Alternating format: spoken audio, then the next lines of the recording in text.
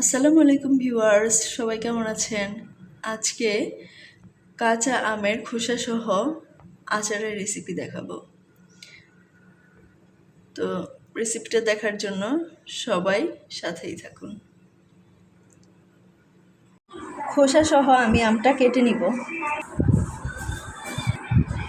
আমটাকে এরকম চার কোনাচে করে কেটে নিব এবং আমের খোসাটাতে এরকম একটু আঁচড়ে আঁচড়ে দিব যাতে ভিতরে মশলাটা ভালো করে ঢুকে। এভাবে সবগুলো আম কেটে নিব। সবগুলো আম কাটা হয়ে গেছে। এবার এটা লবণ, হলুদ আর সামান্য মরিচের গুঁড়া দিয়ে মেখে হালকা রোদ্রে দিয়ে নিব। লবণ,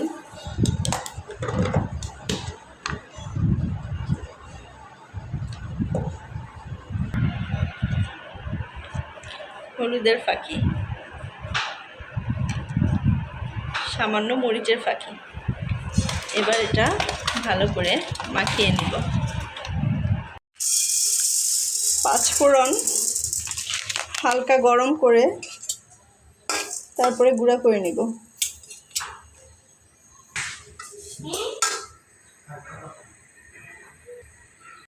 কিছু সাদা এবং কালো সরিষা একসাথে ব্লেন্ড করে নিয়েছি শুকনো করে। আপনারা চাইলে এটা বেটেও নিতে পারেন। আমগুলো হালকা শুকানো হয়ে গিয়েছে। এবার আচার তৈরির পালা। চুলায় একটি প্যান বসিয়ে নিয়েছি। এবার এতে দিয়ে দিব 1 কাপ সরষের তেল।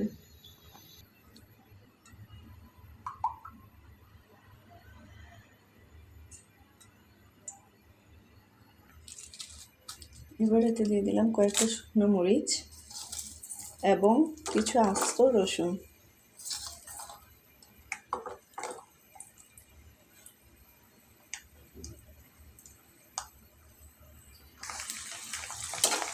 কিছুটা নেড়ে চেড়ে এবার এতে আমি আমগুলো দিয়ে দিব।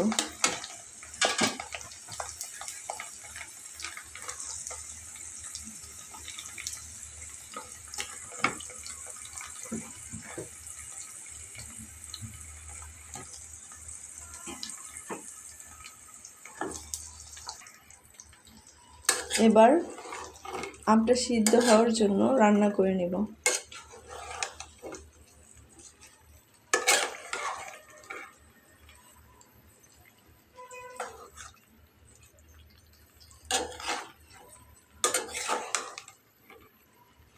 কিছুক্ষণ ঢেকে দিব যাতে আমটা ভালো করে সিদ্ধ হয়।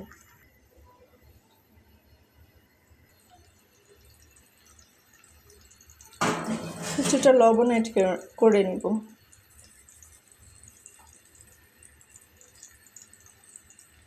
এতে করে আচারের টেস্টটা ভালো হবে। এবার একটু নেড়ে চেড়ে আবার কিছুক্ষণের জন্য ঢেকে দিব।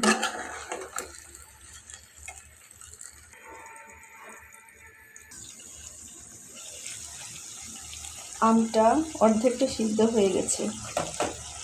এবার এতে সামান্য চিনি দিয়ে দিব যাতে টক ঝাল মিষ্টি একটা সুন্দর ব্যালেন্স আসে।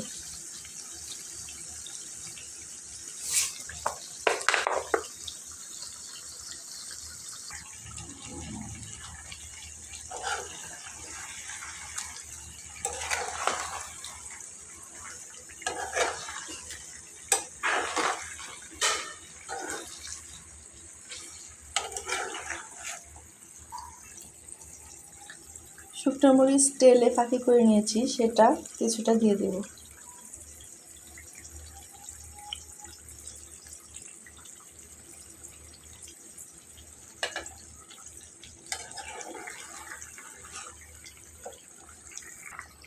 এই পর্যায়ে আমি এতে 2 টেবিল চামচ পরিমাণ সিরকা দিয়ে দিব, সাদা ভিনেগার যেটা সেটা।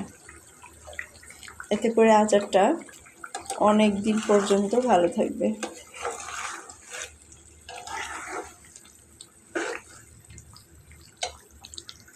এবার আমি এতে যেই সরিষাটা গুঁড়ো করে দিয়েছিলাম সেখান থেকে কিছুটা দিয়ে দিব।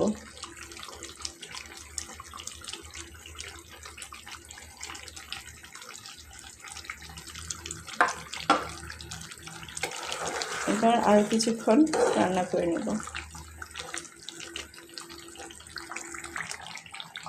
এই পর্যায়ে হাফ চা চামচ পাঁচফোড়ন দিয়ে দিলাম। পাঁচফোড়নটা আমি হালকা ভেজে ফাঁকি করে নিয়েছি। এবার আর কিছুক্ষণ রান্না করে নামিয়ে নিব। আমার আচার রান্না কমপ্লিট হয়ে গেছে। এবার এটা নামিয়ে ঠান্ডা করে নিব। মাঝে মাঝে রোদে শুকাতে দিব, এতে করে আচারটা ভালো থাকবে এবং টেস্টটা আরও বেশি এনহ্যান্স হবে। তো আমার ভিডিওটি দেখার জন্য আপনাদের সকলকে অনেক ধন্যবাদ।